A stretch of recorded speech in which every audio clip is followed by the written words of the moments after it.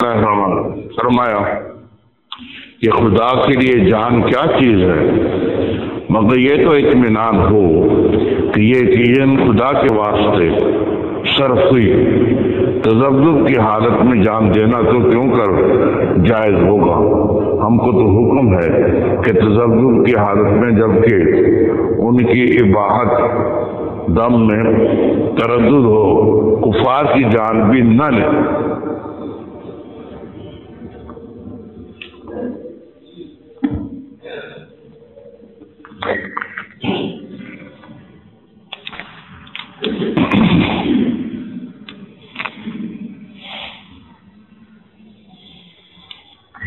اس ملفوظ میں حضرت تھانوی رحمہ اللہ تعالیٰ نے جان دینے کے بارے میں کچھ ارشاد فرمایا کہ اللہ تعالیٰ کے راستے میں جان دینا کوئی مشکل نہیں ہے۔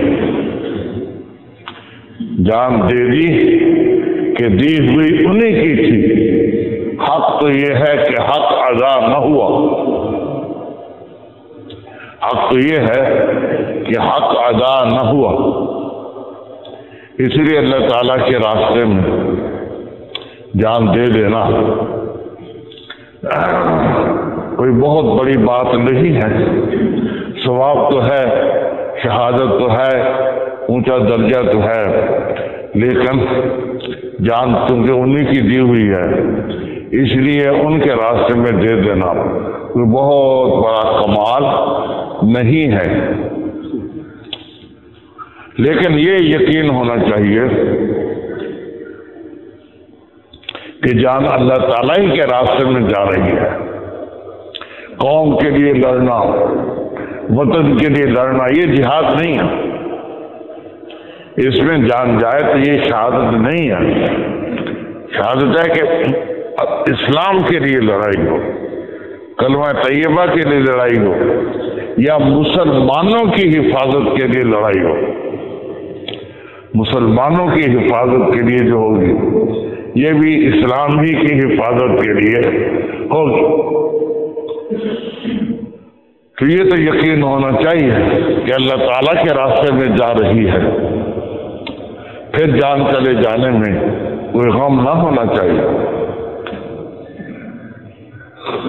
شک ہو کہ یہ واقعی جہاد فی سبیل اللہ ہے یا نہیں ہے، پھر جان نہ دینی چاہیے۔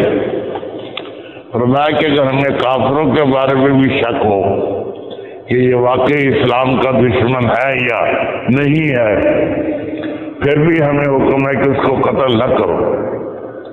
اسی طرح اگر مسلمان لڑ رہے ہوں، لڑائی میں یہ پتہ نہ ہو کس مقصد کے لیے لڑائی ہو رہی ہے، تو پھر بھی جان نہ دینی چاہیے۔ یقین ہو کہ اللہ تعالیٰ کا کلمہ بلند کرنے کے لیے، اللہ تعالیٰ کی رضا کے لیے، اللہ تعالیٰ کی خوشنودی کے لیے لڑائی ہو رہی ہے، پھر جان دینی چاہیے، پھر جان دینی چاہیے، کیونکہ یہ جان انہی کی دی ہوئی ہے، انہی کے راستے پہ جانی چاہیے، انہی کے راستے پہ جانی چاہیے۔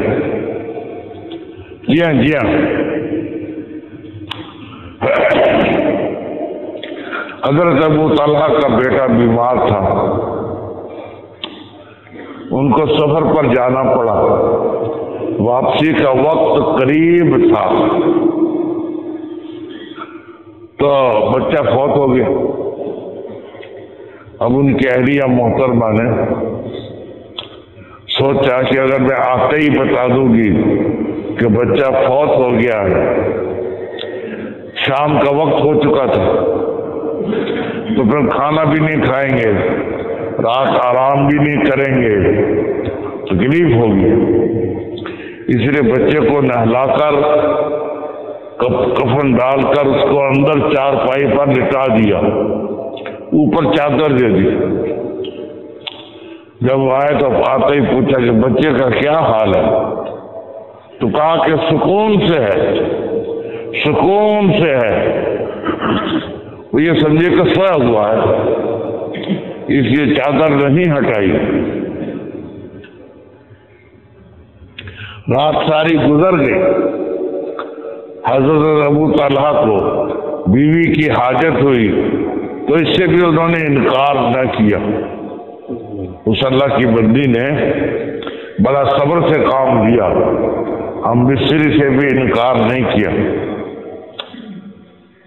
صبح جب جانے لگے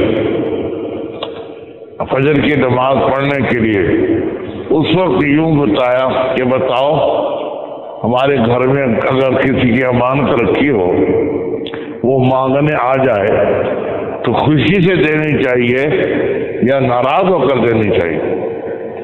کہا کہ ناراضگی کی کیا بات، اس کی چیز ہے، اس کو خوشی سے دینی چاہیے۔ اب بتایا کہ بچہ ہمارے پاس امانت تھا، اللہ تعالیٰ کی چیز تھا، اللہ تعالیٰ نے وہ لے لی۔ اب ان کو بڑا غم ہوا، نماز کا وقت تھا، فوراً بھاگ گئے۔ نماز کے بعد نبی پاک صلی اللہ علیہ وسلم سے عرض کیا کہ حضرت ہمارے ہاں تو یوں واقعہ پیش آ گیا۔ فرمایا اللہ تعالیٰ نے تمہاری بیوی کے صبر کی وجہ سے اس رات جو تم نے ہم بستری کی، اس کے لیے ایک اور لڑکا اللہ تعالیٰ نے مقرر کر دی، تمہیں لڑکا ملے گا، بلکہ ایک نہیں 9 لڑکے ملے ان کو، 9، اور 9 کے 9 حافظ قرآن، 9 کے 9 حافظ قرآن۔ یہ اللہ تعالیٰ نے صبر کا نتیجہ دیا اس نیک عورت کو، ایک کی جگہ 9 لڑکے عطا فرمائے اور 9 کے 9 حافظ قرآن بنا دیے۔ یہ اللہ تعالیٰ کا انعام ہے۔ ایک حافظ بھی ہو تو وہ بھی بڑی چیز ہے۔ بیٹا حافظ ہو تو اس کے والدین کے سر پر تاج پہنایا جائے جو سورج سے زیادہ چمکے گا۔ عالمگیر رحمۃ اللہ علیہ کے بیٹے نے حفظ مکمل کیا ہے تو کہا جا دادا جان سے کہو جا کر، شاہ جہان کو قید کر دیا تھا عالمگیر رحمۃ اللہ علیہ نے، کیونکہ ان کا نظام ٹھیک نہیں تھا، ان کو قید کر دیا، خود حکومت سنبھال لی عالمگیر رحمۃ۔ کہا کہ دادا جان سے کہو کہ میرا حفظ پورا ہو گیا۔ بتایا کہ نہیں اچھا ہو گیا ہوگا، کوئی خوشی کا اظہار نہیں کیا، کیونکہ تاج تو ماں باپ کو دیا جائے، دادا کو تو نہیں دیا جائے۔ وہ سمجھ گئے عالمگیر رحمۃ اللہ علیہ کیوں میرے والد خوش نہیں ہوئے، پھر انہوں نے خود حفظ کیا۔ عالمگیر رحمۃ اللہ علیہ بڑی عمر میں حکومت کے ساتھ، حکومت کا کام بہت ہوتا ہے، پھر بھی انہوں نے حفظ کیا، حفظ کر کے اطلاع دی کہ میں نے حفظ کر دیا۔ اب شاہ جہاں بڑے خوش ہوئے، اب شاہ جہاں بڑے خوش ہوئے کہ اب قیامت کے دن مجھے تاج ملے گا، اب قیامت کے دن مجھے تاج ملے گا۔ اس لیے اپنے بچوں کو حافظ بنائی۔